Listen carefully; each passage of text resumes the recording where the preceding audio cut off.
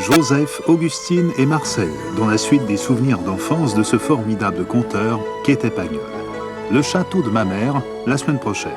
Puis en seconde partie de programme et en diffusion simultanée au réseau FM stéréo de Radio-Canada, voyez et écoutez la suite montréalaise. 5 œuvres originales créées par 5 compositeurs montréalais contemporains.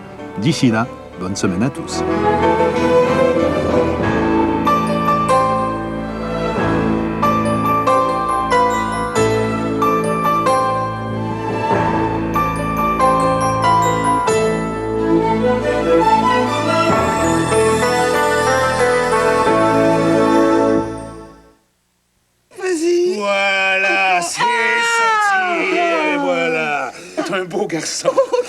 Assistez à la naissance la plus secrète de Baie d'Esprit et la plus attendue de la saison. Un épisode émouvant de Cormoran, lundi 20h.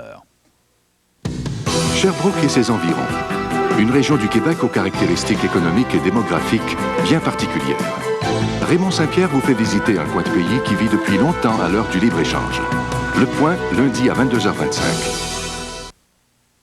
Ici Radio-Canada, le réseau national. La cage, c'est le fun. En rentrant à la cage au sport, il y a un parfum de popcorn. Le service, très accueillant, chaleureux, très bon. Moi, j'aime les frites, les pépites de poulet. J'aime beaucoup les côtes levées. Parce que les côtes levées sont généreuses, parce que le poulet est croustillant aussi. C'est frais. On bien manger puis s'amuser. Les enfants ont l'atelier d'art. Ils me donnent des crayons. Et on est toujours à l'aise quand on vient à la cage au sport. C'est le fun. Oui, pour une durée limitée. Les enfants mangent gratuitement les dimanches à la cage. C'est très beau puis très le fun. Vous souvenez-vous de quelle famille? De moi et l'autre? Des enquêtes Jobidon? Après le succès exceptionnel de la collection Vidéo Souvenirs, les classiques des années 50, voici enfin les classiques des années 60. Dans ses archives, Radio-Canada a puisé ses plus grands trésors et vous livre maintenant 8 des plus populaires émissions jamais diffusées au petit écran. En plus, vous pourrez revoir en famille avec grand plaisir la boîte à surprises, les couche-tard, Bobino, d'Iberville, 7e Nord et le Pirate Maboule. Présenté dans un joli et pratique coffret, vous recevrez la collection complète de 4 vidéocassettes pour seulement 59,99 $, plus taxes et livraison. Hâtez-vous, cette offre à la télévision est pour un temps limité. Commandez maintenant par carte de crédit au 514-981-5500 ou expédiez un chèque ou mandat poste à Classique des années 60, 4012 Côte-Vertu, Saint-Laurent, H4R1V4. Il y a un temps pour consulter et il y a un temps pour agir. Montréal crée. Montréal vit à l'heure de la nouvelle information télévisée. Montréal ce soir avec Simon Durivage. Il y a un temps pour proposer et il y a un temps pour agir. Montréal change. Montréal vit à l'heure de la nouvelle information télévisée. Montréal ce soir avec Simon Durivage. La conquête de l'espace à tous pour un, jeudi, 21h.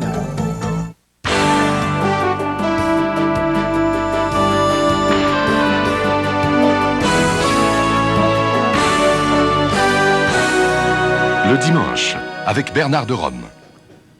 Bonsoir, mesdames et messieurs. Eh bien, Joe Clark, un des grands acteurs de la politique canadienne depuis 20 ans, c'est quand même lui l'architecte de l'accord de Charlottetown. Et on oublie trop souvent qu'il a été quand même le 21e premier ministre du Canada, même si ça n'a été que pendant 9 mois.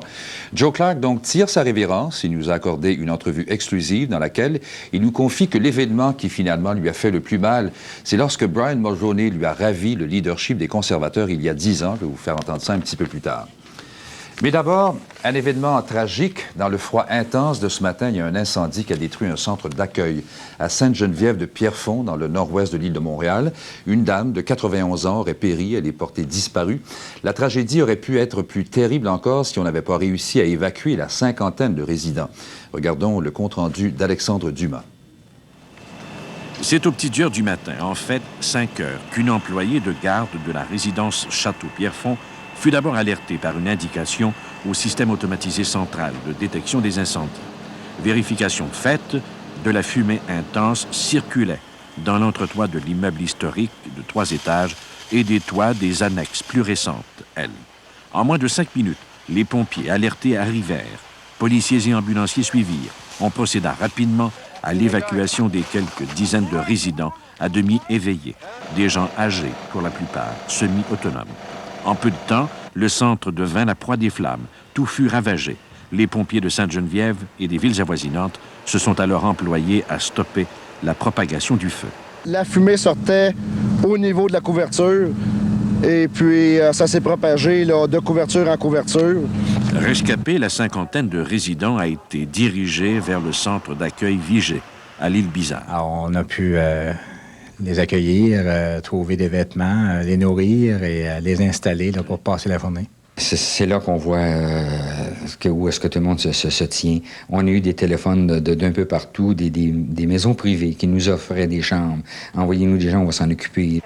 La majorité des résidents a été relogée au centre hospitalier Saint-Joseph de la Chine en après-midi, tandis qu'une douzaine d'autres a pu être accueillis par des membres des familles respectives. Ça a été la surprise pour la famille. Moi, j'ai appelé mon frère qui est au Nouveau-Brunswick. Même si l'incendie a été pour le moins dévastateur aujourd'hui ici, tant la population que les autorités civiles se consolent à l'idée que ce sinistre aurait pu faire plusieurs dizaines de victimes. Alexandre Dumas, à Sainte-Geneviève de Pierrefonds. On est en train de se rendre compte que les compressions, les fermetures d'usines ou encore les pertes d'emplois prennent souvent des allures de drame collectif dans les régions éloignées des grands centres. À Rivière-du-Loup, par exemple, au moins 500 personnes aujourd'hui ont tenu à dire qu'ils en ont ras-le-bol de voir les gens de leur ville être obligés de faire leurs valises pour aller gagner leur vie ailleurs. Jean-François Roy a suivi cette manifestation-là. Dans une petite ville ouvrière de 15 000 habitants comme Rivière-du-Loup, réputée pour sa tranquillité, une manifestation de plus de 500 personnes, ça ne s'était pas vu depuis une vingtaine d'années. Ce qui a provoqué cet événement, c'est la décision d'Hydro-Québec de transférer une trentaine d'employés vers la ville voisine de Rimouski. Nous nous sommes toujours battus pour obtenir des choses, mais aujourd'hui, c'est de se battre pour conserver ce que l'on a. Après avoir signifié symboliquement devant l'hôtel de ville qu'ils ne veulent pas faire leurs valises, les manifestants sont allés poser le même geste au bureau du ministre des Forêts, Albert Côté. On retrouvait dans la foule des ouvriers de l'usine laitière de Trois-Pistoles, fermée, et d'autres qui veulent garder leur bureau de poste. Bien, je crois que ça renforce aussi la solidarité dans toute la population, puis je pense que c'est nécessaire que les gens se tiennent justement pour empêcher d'autres fermetures, puis éventuellement la fermeture des villages. Il peut y avoir une façon de rationaliser, mais pas nécessairement tout déménager. Moi, je suis à la maison, puis d'abord que je suis en train de trouver du travail, je sais, j'en aurais pas. Mais que mon mari finisse, il achève ici, là, il se trouve pas de travail alors qu'il est rendu. On va faire quoi? Dans les régions périphériques du Québec, les gouttes d'insatisfaction semblent donc remplir peu à peu un vase qui pourrait déborder. Jean-François Roy, à Rivière-du-Loup. La compagnie nationale a l'intention de garder à son emploi une partie des briseurs de grève qu'elle a embauchés depuis le lock-out de ses agents de bord en novembre 91. Le syndicat n'a pas l'intention de s'y opposer et déjà, les deux parties ont accepté les principaux principes du protocole de retour au travail. Le secrétaire général de la FTQ, Clément Godbout, est satisfait du règlement du conflit. Il a promis que le Fonds de solidarité étudierait tout un plan de relance présenté par Nationaire et les employés. C'est l'entente qui fait en sorte que l'entreprise va préparer un plan de relance avec la possibilité des travailleurs d'intervenir et d'investir dans leur entreprise. Et le Fonds de solidarité sera certainement là, vigilant et près du monde pour leur aider à ce que ça réussisse. Depuis cet après-midi, le Parti Égalité a un nouveau chef. Il s'appelle Keith Henderson et c'est tout un défi qui l'attend. Le parti a peut-être réussi à faire élire 4 députés aux dernières élections. Eh bien, depuis, la situation s'est détériorée pas mal, beaucoup même. Le parti s'est déchiré sur la place publique. Ses appuis se sont effrités. Bref, Christine Saint-Pierre va nous dire ce qu'il y en est exactement. Le nouveau chef, Keith Henderson, est professeur d'anglais au Collège Vanier et vice-président du Parti Égalité. Il a défait Gilles Pépin, lui aussi vice-président. C'est Robert Limman qui l'avait invité à joindre les rangs du parti il y a 1 an et demi et à présider le comité constitutionnel. Quelques mois plus tard, Keith Henderson est de ceux qui demandent au chef de quitter parce qu'il a l'échine trop molle face à Québec. Henderson est un partisan de la ligne dure. Il compare les lois linguistiques du Québec au mur de Berlin.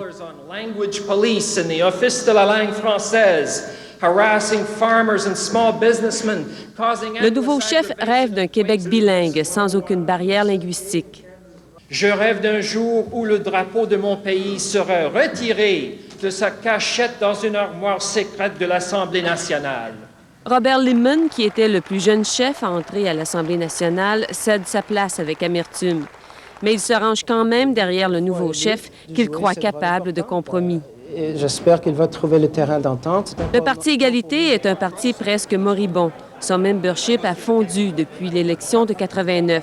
Mais pour ce partisan francophone, il n'est pas encore mort. C'est le seul parti vraiment fédéraliste au Québec. Puis malheureusement, on est mal accepté ou mal reconnu. Aux prochaines élections, le Parti égalité espère faire élire 12 députés à l'Assemblée nationale. We can make a difference in this province, and we will.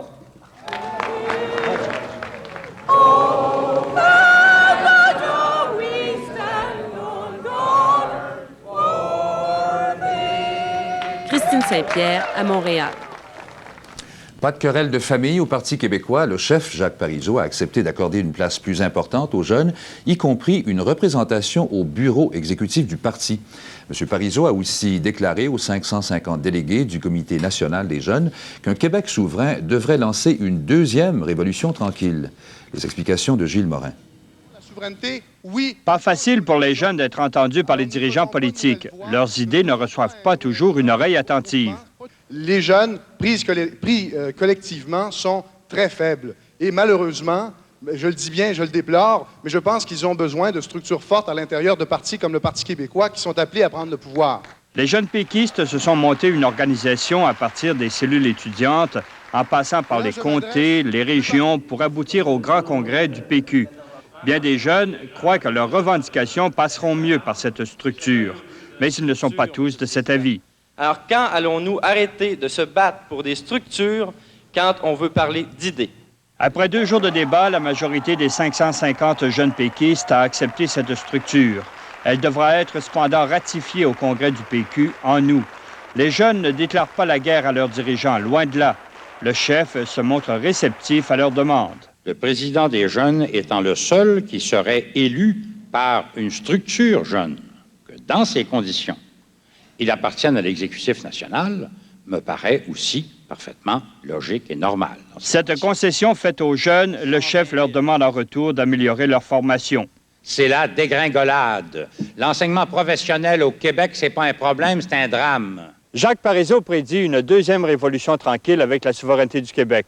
Il faudra mettre en place un nouveau système d'enseignement pour corriger les problèmes de décrochage et améliorer la formation professionnelle. Il faudra aussi renforcer les gouvernements régionaux, donc plus d'argent et de responsabilités aux municipalités et aux MRC afin qu'elles répondent mieux aux besoins des régions. Gilles Morin, à Lévis.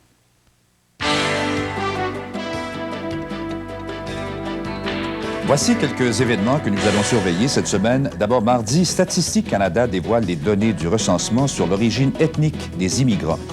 Jeudi, la Cour suprême rend une importante décision sur les droits des homosexuels. Entre autres, le conjoint a-t-il droit au bénéfice des régimes de retraite? Vendredi, le premier ministre Mulroney est dans sa circonscription de Charlevoix pour inaugurer les Jeux du Québec. À peine 24 heures que Joe Clark a annoncé son retrait de la vie politique et les éloges ne manquent pas, à commencer par celui qui fut son chef, mais aussi son grand rival, le premier ministre Mulroney, qui, dans une déclaration officielle, relève l'intégrité de Joe Clark. Cet homme, dit-il, qui en est venu à incarner certaines des plus belles valeurs associées au mode de vie canadien. Jean Chrétien, également, le chef libéral, vante l'honnêteté du ministre démissionnaire. Un Canadien exceptionnel, a-t-il déclaré. Et au Québec, le ministre responsable du dossier constitutionnel, Gilles Rébillard, souligne que Joe Clark a servi les intérêts du Canada en réalisant le consensus de Charlottetown. Joe Clark a eu des hauts et des bas au cours de sa carrière. Il a été premier ministre du pays et sa dernière réalisation fut justement cette ultime tentative de sauvetage constitutionnel à l'automne, mais qui a rejeté de façon très, très importante les Canadiens. Alors, je vous propose d'abord un court rappel qu'a préparé Daniel Lheureux. Ne vous trompez pas, c'est bien Joe Clark que vous voyez là. La piqûre de la politique, il l'a eu très jeune. Now we face, obviously, a threat from the United States. Dans la vingtaine, il gravitait déjà autour de Robert Stanfield. À 32 ans, il se faisait élire pour la première fois. Mais la vraie surprise, elle est venue en 1976, quand Joe Clark, déjouant toutes les prédictions, est devenu chef du Parti conservateur. Il avait battu non seulement Claude Wagner, mais aussi Brian Mulroney. Le résultat avait médusé tous les observateurs. Clark était encore, pour la majorité des Canadiens, un illustre inconnu. Notre gouvernement saura faire du Québec une province fière et respectée dans un Canada fort. 3 ans plus tard, l'illustre inconnu déloge Pierre Trudeau. Il devient premier ministre du Canada. À 39 ans, Joe Clark avait encore l'air d'un gamin plutôt maladroit. Il a d'ailleurs commis plusieurs bourdes, comme vouloir déménager l'ambassade canadienne en Israël de Tel Aviv à Jérusalem. C'est l'intention du gouvernement du Canada d'établir l'ambassade du Canada dans la partie ouest de Jérusalem.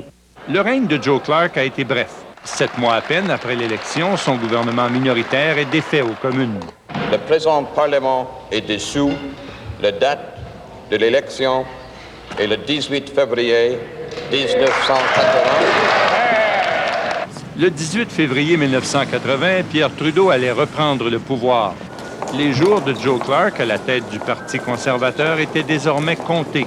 En 1983, Joe Clark doit céder sa place à Brian Mulroney. Brian Mulroney, le chef du Parti progressiste conservateur du Canada. À l'époque, on voyait en lui un éternel perdant dont la carrière ne pourrait aller qu'en pâlissant.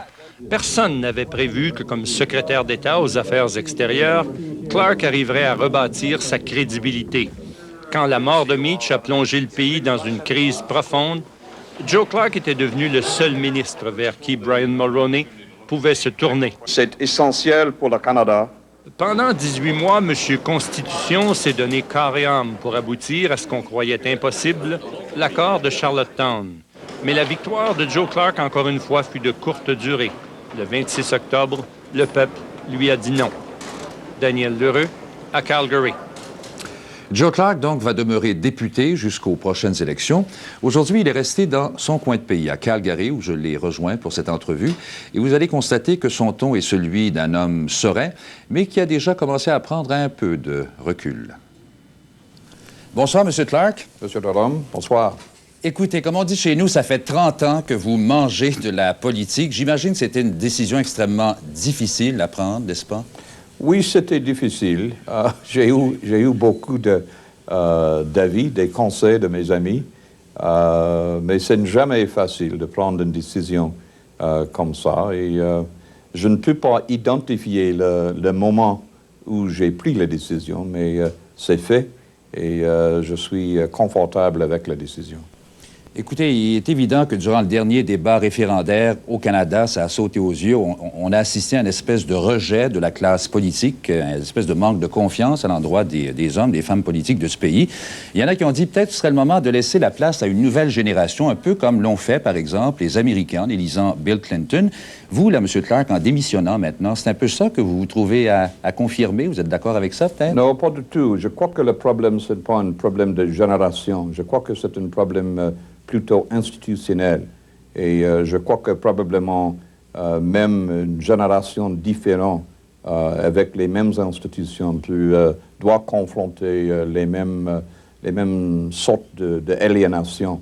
En fait, j'ai maintenant 53 ans et je crois que dans une situation normale, c'est en anglais, c'est la prime de ma vie, c'est the prime of my life, mais je crois que pour moi, comme quelqu'un qui était dans la Chambre sans cesse pour 2 décennies, c'est le temps de considérer d'autres choses.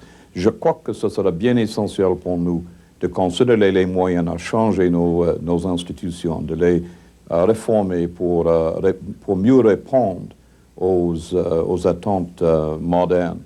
M. Clark, vous avez eu une carrière extrêmement bien remplie, mais quand même, à travers ça, il y a eu quelques déceptions. Je pense à votre défaite en 79-80. Vous étiez premier ministre depuis peu.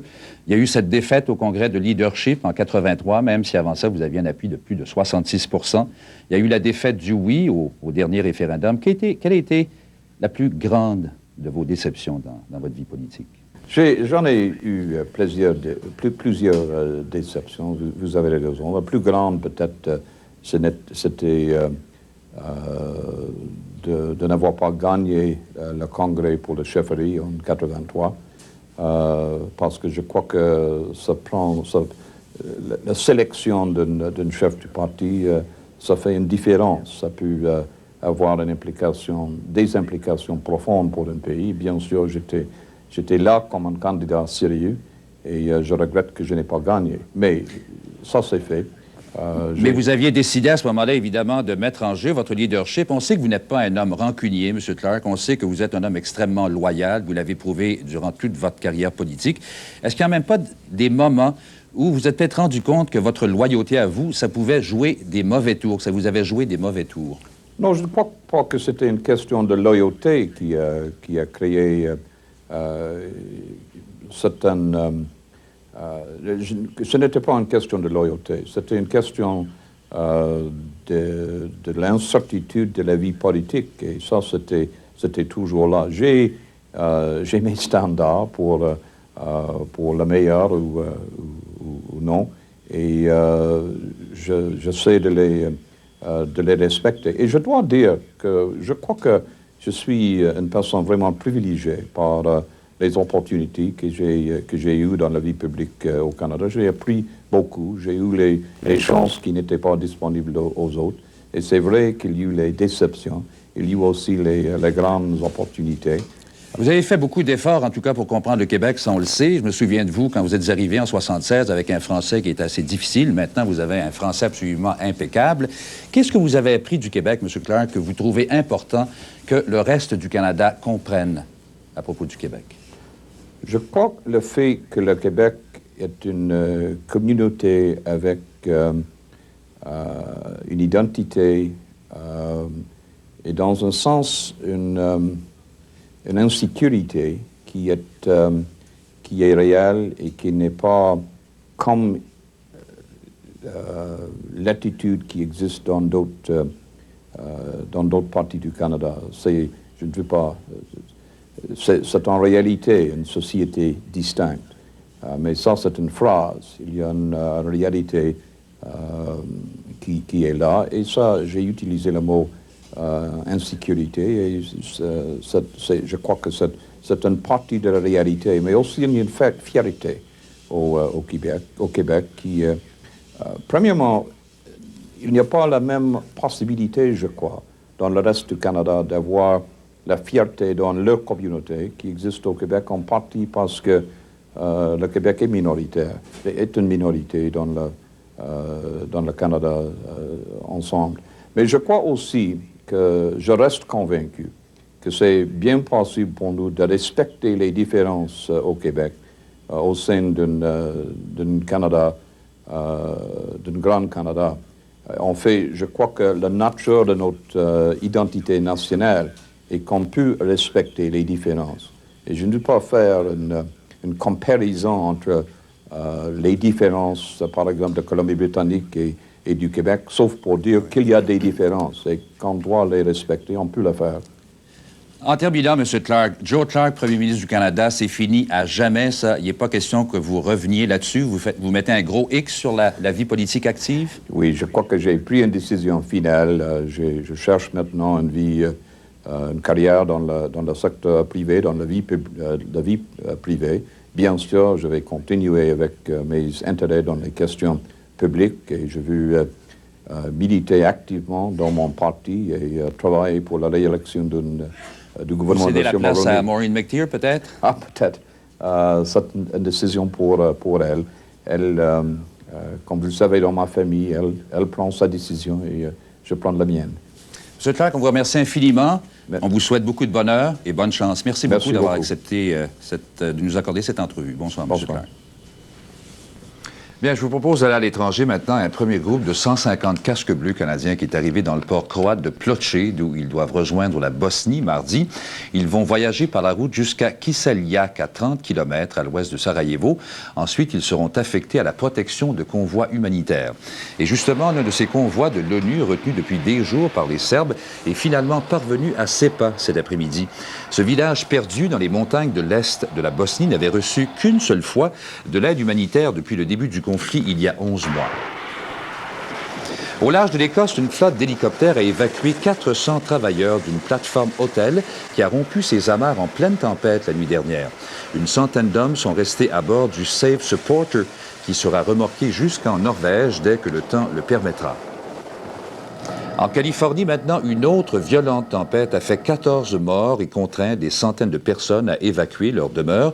Plus de 750 mm d'eau sont tombés ces derniers jours, gonflant la rivière Mojave qui a emporté des pans entiers de maisons.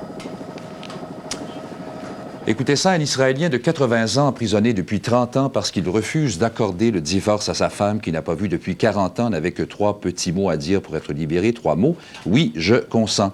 Mais l'homme a refusé, va demeurer en prison. En vertu de la loi juive, un homme qui refuse le divorce à sa femme peut être emprisonné par un tribunal religieux.